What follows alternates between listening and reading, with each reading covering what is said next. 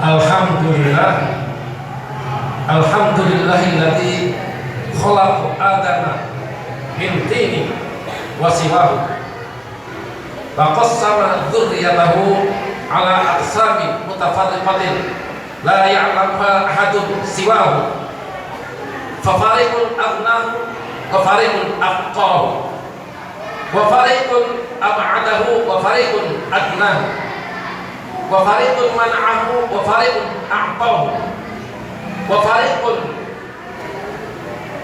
as'adahu wa fariqun ashqahu wa fariqun amatahu wa fariqun ahyahu. Asyhadu an la ilaha illallah wahdahu la syarika lah wa asyhadu anna Muhammadan abduhu wa rasuluh.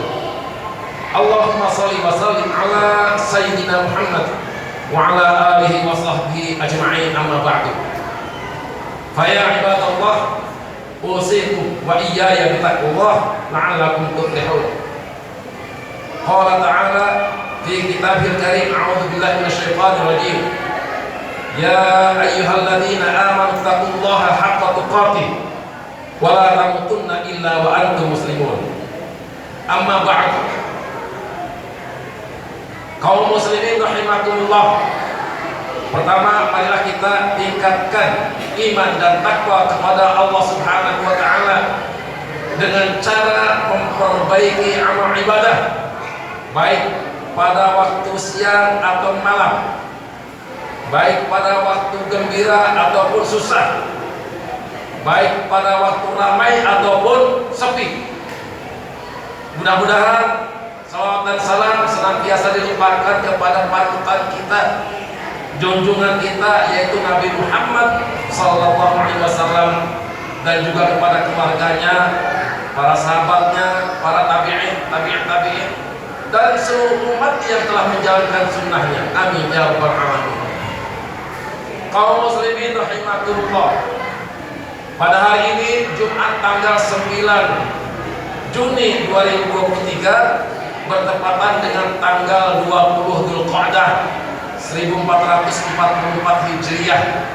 Itu artinya kita 20 hari lagi akan memeriahkan Hari Raya Idul Adha tahun 1444 Hijriah. Hari itu merupakan hari yang terpenting, hari yang dimuliakan oleh Allah Subhanahu wa taala, karena di dalamnya ada peristiwa penting yang harus diingat oleh kita dan harus dijalankan, yaitu yang pertama peristiwa ibadah haji, dan yang kedua peristiwa penyembelihan hewan kurban. Kaum muslimin rahimakumullah, Allah memerintahkan dua ibadah tersebut, ibadah haji dan pemotongan hewan kurban, itu adalah untuk bisa manusia mengambil beberapa manfaat. Di antaranya manfaat yang pertama adalah untuk mendapatkan haji yang mabrur. Di dalam hadis disebutkan al-hajjul mabrur laisa lahu jazaa illa jannah, bahwa haji yang mabrur itu tidak ada pembalasan kecuali satu pembalasannya adalah surga. Oleh karena itu, bagi mereka jamaah haji yang mendapatkan predikat mabrur, insya Allah dia akan menjadi orang yang meningkat ibadahnya dan akan meningkat tingkah laku untuk mencapai kebaikan dibanding dengan perbuatan-perbuatan sebelum ibadah haji. Jadi beruntunglah jamaah haji yang mendapatkan predikat mabrur, karena dia dicap sebagai ahli surga. Mana mungkin orang yang dicap sebagai ahli surga kalau di dunia ini perbuatannya buruk. Oleh karena itu kita berdoa mudah-mudahan jamaah haji di Indonesia, khususnya di daerah Karawang dan Mamabang ini, pulang mendapatkan predikat haji yang mabrur. Amin ya rabbal alamin. Kemudian manfaat yang kedua adalah kemuliaan bagi yang ziarah ke Baitullah. Di dalam kitab At-Tabari disebutkan, Allah bersabda, man zarahu faqad zarani. Barang siapa yang pernah ziarah ke Baitullah, maka dia pernah ziarah kepadaku. Wa man karramahu faqad karramani. Dan barang siapa yang memuliakan Baitullah, faqad karamani, kata Allah, ia benar-benar orang yang telah memuliakan aku. Maka ada jawaban dari Allah Subhanahu wa taala, fahaqqun 'alal karim, maka hak bagi zat yang maha mulia ayyukarima, untuk memberikan kehormatan, untuk memberikan kemuliaan kepada siapa? Kepada man karamani, orang yang memuliakan aku. Jadi betapa beruntungnya orang yang pernah beribadah ke Baitullah, baik itu perjalanan haji maupun umrah. Karena ternyata ketika orang berdoa melihat Ka'bah, itu ada terselip mendoakan kepada orang yang pernah ibadah haji dan pernah ibadah umrah. Contohnya begini, wazid ya Rabbi man syarafahu wa karramahu mimman hajjahu wa ta'amahu tasrifan wa takriman wa ta'ziman, seterusnya. Jadi itu setiap orang yang melihat Ka'bah disunatkan untuk membaca doa memuliakan Ka'bah, juga memuliakan orang yang pernah ibadah haji dan ibadah umrah sampai hari kiamat, sampai Ka'bah itu sudah tidak ada. Artinya selagi masih ada Ka'bah, orang yang pernah ibadah haji dan umrah itu didoakan olehnya dan orang-orang yang datang sana. Wazid ya Rabbi, dan tambahkanlah kemuliaan wahai Tuhan kepada siapa? Man karamahu, orang yang memuliakan Baitullah. Siapa? Mimman hajjahu, daripada orang yang melaksanakan ibadah haji, waqtarahu wa amaru, dan orang yang melaksanakan ibadah umrah. Tasrifan, kemuliaan, wa takriman, kemuliaan atau kehormatan, wa ta'ziman, keagungan, wa mahabatan, dan kehebatan, wa rifatan, dan ketinggian, wa birran, dan juga kebaikan. Ini yang didoakan kepada orang yang pernah datang haji dan umrah, atau orang yang datang di hadapan Baitullah untuk melaksanakan ibadah. Kemudian manfaat yang ketiga di dalam hari raya Idul Adha itu adalah melaksanakan pemotongan hewan kurban, pemotongan hewan ternak. Masya Allah, pemotongan hewan ternak ini sudah dilaksanakan sejak zaman Nabi Ibrahim alaihissalam. Nah, oleh karena itu, bagi siapa orang yang berkemampuan untuk melaksanakan penyembelihan hewan kurban, tetapi dia tidak melaksanakannya, itu hukumnya tidak berdosa. Tetapi sesungguhnya orang itu adalah merugi. Kenapa? Karena Rasulullah pernah bersabda, man wajada sa'atan falam yudhi fala yaqrabanna musallana. Kata Rasulullah, barang siapa orang yang mampu melaksanakan kurban tetapi dia tidak melaksanakannya, maka orang itu tidak boleh mendekat kepada masjidmu. Betapa pentingnya itu melaksanakan kurban kalau begitu. Sehingga Rasulullah mengatakan orang yang sudah mampu, jelas-jelas mampu, tapi dia tidak melaksanakan kurban, maka orang itu tidak boleh masuk ke dalam masjid Rasulullah. Maksudnya jangan mendekat, apalagi sampai melaksanakan, mendekat tidak boleh. Nah, seperti itu. Kaum muslimin rahimakumullah.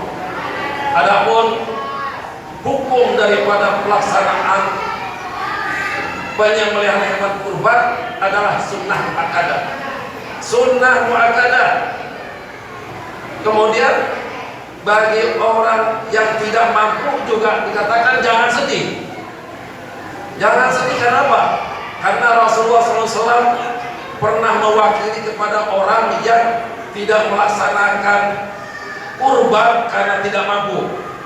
Pada saat Rasulullah setelah melaksanakan salat Idul Adha, kemudian ada yang membawakan kambing, kemudian kambing itu sudah siap untuk disembelih. Ketika Rasulullah memasang golok di lehernya, di leher kambing itu mengatakan dengan niat penyembelih, Bismillah, Allahu Akbar, Allahumma hadza anni fa'amman lam yudhi min ummati. Ya Allah, aku melaksanakan penyembelihan hewan korban ini atas nama diriku dan juga atas nama orang yang tidak melaksanakan kurban. daripada umatku.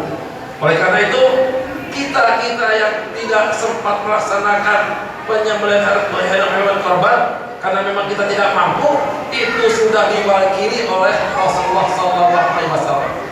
Kemudian dari sisi pentingnya lagi, diriwayatkan oleh Zaid bin Arqam dan beberapa sahabat bertanya kepada Rasulullah, saking ingin tahunya pentingnya itu berkorban. Mereka bertanya, ya Rasulullah, nah hadir adhahi, wahai Rasulullah, apakah yang dimaksud dengan penyembelihan hewan korban ini? Dijawab oleh Rasulullah, innaha sunnatu abikum Ibrahim, bahwa sesungguhnya penyembelihan hewan korban itu adalah sunnah yang dilakukan oleh nenek moyangmu Ibrahim. Kemudian mereka bertanya lagi, "Bagaimana ya Rasulullah minha?" Apa katanya keuntungan kami daripada penyembelihan hewan kurban itu? Dijawab oleh Rasulullah, bikulli sya'ratin hasanatun, bahwa setiap satu rambut, setiap satu bulu daripada hewan korban yang dikorbankan pada hari raya Idul Adha itu adalah merupakan suatu kebaikan.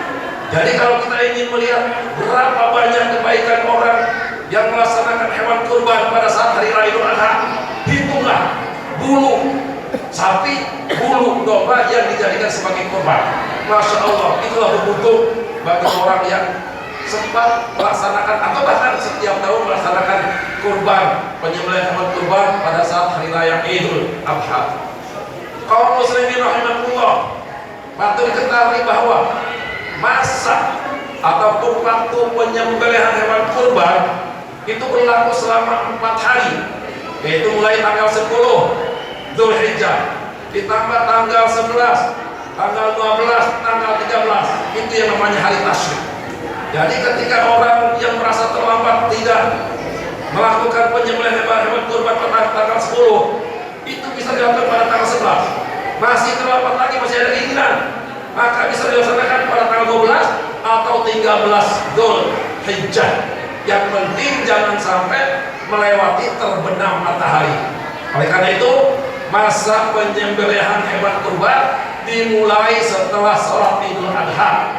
Setelah sholat Idul Adha, kemudian yang paling terakhirnya adalah selama 4 hari tadi, tanggal 13 Dzulhijjah, tapi itu dilakukan sebelum matahari terbenam. Ada yang perlu diperhatikan lagi, kambing, sapi, onta yang dijadikan sebagai hewan kurban pada saat hari raya Idul Adha, itu ada larangan yang dipakai kurban. Di antaranya adalah hewan ternak yang pincang, hewan ternak yang kurus, hewan ternak yang berkumis, hewan ternak yang telinganya terputus atau robek, dan hewan ternak yang tanduknya putus. Ini yang menjadi perhatian bagi orang yang akan melaksanakan penyembelihan hewan kurban. Kemudian yang menjadi perhatian lagi bagi kita yang akan merencanakan penyembelihan hewan kurban, mulai nanti tanggal 1 Dzulhijjah disunatkan jangan memotong rambut, jangan memotong kuku, jangan memotong kumis, dan jangan memotong jenggot. Sampai kapan? Sampai pada saatnya penyembelihan hewan kurban itu dilaksanakan. Ini sunat yang diperintahkan oleh Kanjeng Rasul Nabi Muhammad SAW. Kaum muslimin rahimakumullah, akhirnya kita berdoa mudah-mudahan apa yang selama ini kita jalankan ibadah sebaik mungkin, dan dengan adanya persaudaraan di antara sesama, karena kita dengan adanya hari raya Idul Adha ini saling membagi, terjadilah persaudaraan. Mudah-mudahan ini menjadikan satu sarana untuk menjadi benar-benar kita terjalin hubungan antara sesama manusia. Kemudian untuk negara juga, mudah-mudahan selalu kondusif dan selalu dalam keadaan tenang, dan sehingga menjadikan sebagai kata-kata baldatun thayyibatun wa rabbun ghafur.